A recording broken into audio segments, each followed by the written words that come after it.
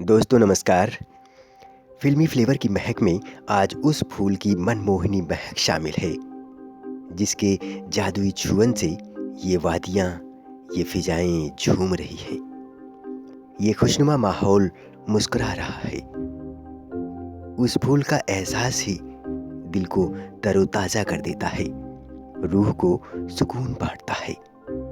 साथियों, बात हो रही है फिल्म जगत की बेहतरीन अभिनेत्री, बॉलीवुड की क्वीन रेखा जी की। अभिनेत्री रेखा का जन्म 10 अक्टूबर 1954 को तमिलनाडु चेन्नई में हुआ। तमिल अभिनेत्री पुष्पावली और तमिल अभिनेता जयमिनी गणेशन के घर। खुशमिजाज, उत्सुक मन की संवेदनशील रेखा को बचपन में लोग प्यार से भानुमति रेखा बुलाते थे। इनकी पढ़ाई चर्च पार्क कॉन्वेंट स्कूल में हुई। रेखा की मातृभाषा तमिल है, लेकिन इनकी पकड़ अंग्रेजी और हिंदी पर बहुत अच्छी है।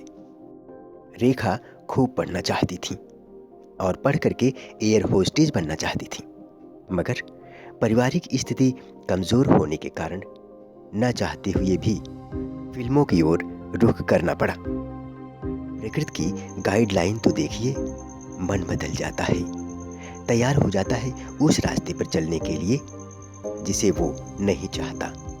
रेखा ने भी वही किया। मन बना लिया, फिल्मों में काम करूंगी और नाम कमाऊंगी, शोहरत कमाऊंगी। 12 वर्ष की बहुत कम उम्र में बाल कलाकार के रूप में काम करना शुरू किया।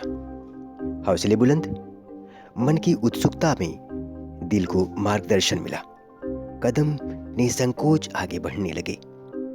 18 साल की कम उम्र में रेखा ने खुद को तेलुगु बाल कलाकार के रूप में स्थापित कर लिया। मन के संकल्प को और प्रबलता मिली। 3 साल बाद रेखा ने कन्नड़ फिल्मों में हीरोइन बनकर के अपने को स्थापित कर लिया।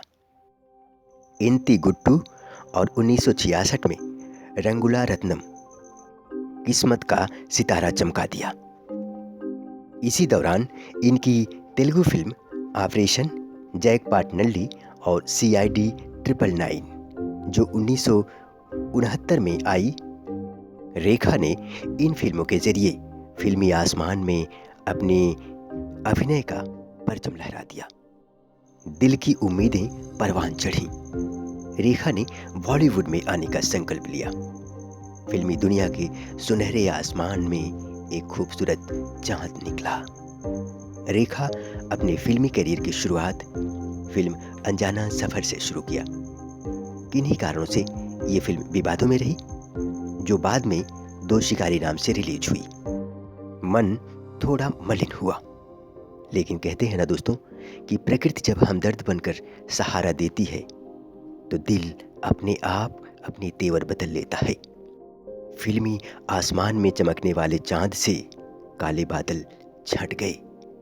चांद ने अपना कदम उत्सुकता के साथ आगे बढ़ाया। बॉलीवुड में रेखा ने 1970 में फिल्म सावन भादो से डेब्यू किया। इस फिल्म को खूब सराहना मिली। किस्मत का सितारा चमका। उसके बाद रेखा ने पीछे मुड़ करके नहीं देखा। एक के बाद एक बहुत अच्छी अच्छी फिल्में रेखा ने अपने चाहने वालों को दी। 1972 में ज़मीन आसमान, 1973 में अनोखी अदा, 1974 में दो आँखें, 1975 में कर्तव्य और 1976 में संतान और नागिन जैसी फिल्में दी।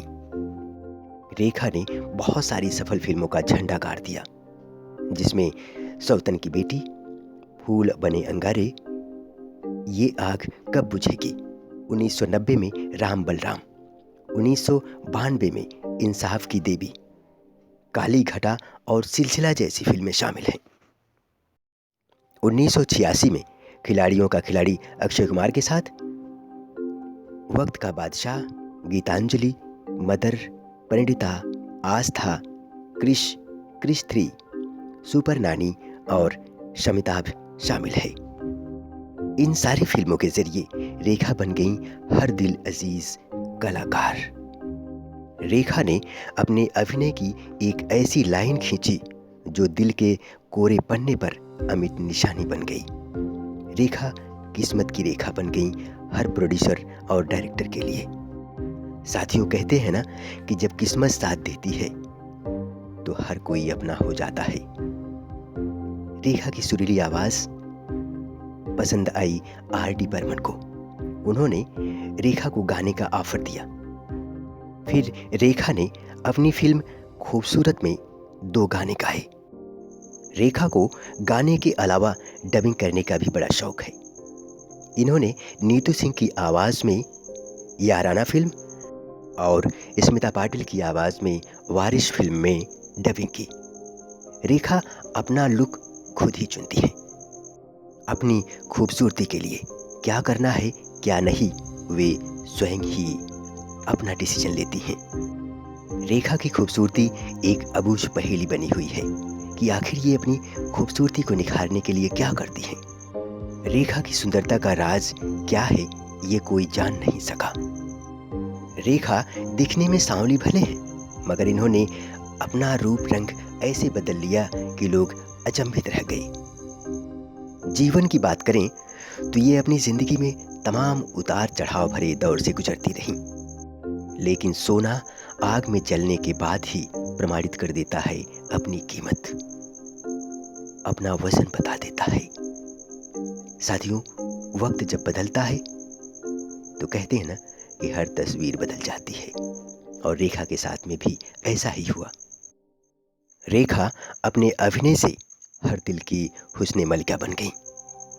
1980 में इनकी आई फिल्म खूबसूरत के लिए इन्हें सर्वश्रेष्ठ अभिनेत्री का पहला फिल्म फेयर पुरस्कार मिला, जो एक हास्य कॉमेडी फिल्म है। दूसरा फिल्म फेयर पुरस्कार इन्हें मिला फिल्म खून भरी महक के लिए। 1982 में रेखा को फिल्म उमराव जान के लिए सर्वश्रेष्ठ अभिनेत्री का राष्ट्रीय पुरस्कार से सम्मानित किया गया। घड़ियां बदलती रहीं, वक्त मुस्कुराता रहा, एक खूबसूरत दास्तान लिखता रहा। रेखा बनी पद्मश्री 2010। साथियों, रेखा को देश का चौथा सर्वोच्च सम्मान पद्मश्री 2010 में दिया गया। साथियों, ये बात सुनकर दिल को अपार खुशी होती है कि 2012 में संसद के ऊपरी सदन में रेखा और सचिन तेंदुलकर को नामित किया गया, जिसमें इन्हें उपभोक्ता और नागरिक आपूर्ति विभाग की अस्थायी समिति में सदस्यता दी गई। इस तरह से रेखा का जीवन बड़ा ही शानदार और सीखने समझने लायक है, दिलचस्प है।